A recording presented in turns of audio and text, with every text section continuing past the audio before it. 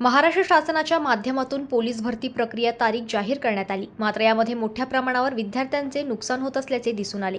Police भरती करणारे विद्यार्थी अनेक वर्षापासून स्पर्धा परीक्षेमध्ये सराव करीत आहे।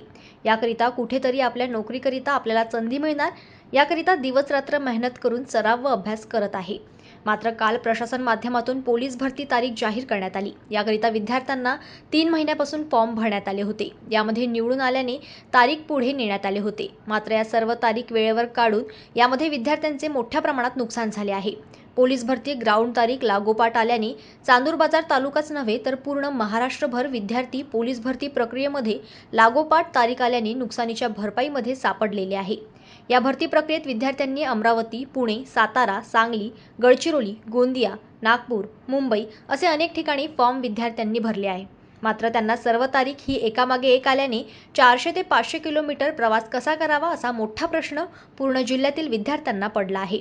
याकरिता आज चांदूर बाजार तालुक्यातील स्पर्धा परीक्षा विद्यार्थी व पोलीस भरती विद्यार्थी आक्रमक होऊन तहसील कार्यालयावर धडकले। याकरिता तहसीलदार यांना माहिती देऊन कळविण्यात आले। या सर्व माहिती प्रक्रिया नायब तहसीलदार प्रथमेश मोहाळ यांना समजून घेऊन त्यांनी तात्काळ जिल्हाधिकारी कार्यालय येथे पत्र पाठवले। यावेळी मोठ्या संख्येने पोलीस भरती विद्यार्थी उपस्थित होते।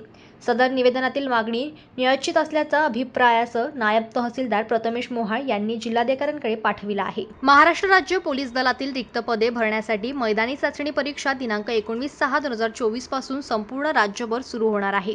उमेदवारांना विविध पदांकरिता एक घटकात किंवा वेगवेगळ्या घटकात अर्ज करता येतात।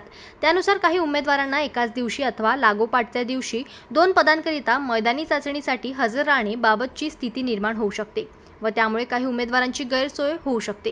म्हणून सर्व घटक प्रमुखांना व महा-आय-टी विभागास सूचना देण्यात आली आहे की ज्या उमेदवारास एकाच वेळी 2 पदांकरिता मैदानी चाचणीस हजर राहण्यासाठी सूचना दिली असेल असा उमेदवार पहिल्या ठिकाणी हजर राहिला नंतर त्या उमेदवारांना दुसऱ्या ठिकाणी वेगळी तारीख देण्यात यावी। दुसऱ्या ठिकाणचे घटक प्रमुखांनी अशा उमेदवारांची मैदानी चाचणी घ्यावी।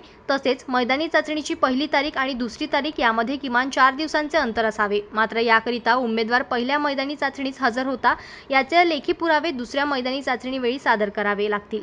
पोलीस भरती 2022 ते 23 मध्ये ज्या उमेदवारांनी एकापेक्षा जास्त पदांकरिता अर्ज केले आहेत आणि त्यांची मैदानी चाचणी एकाच दिवशी आली असेल अशा उमेदवारांना किमान 4 दिवस अंतराने वेगवेगळ्या तारखा दिल्या जातील। उमेदवारांना अडचण शंका असल्यास त्यांनी raunak.saraf@mahait.org यावर ईमेल करावा असे आवाहन राज्याचे अपर पोलीस महासंचालक प्रशिक्षण व खास पथके यांनी केले आहे।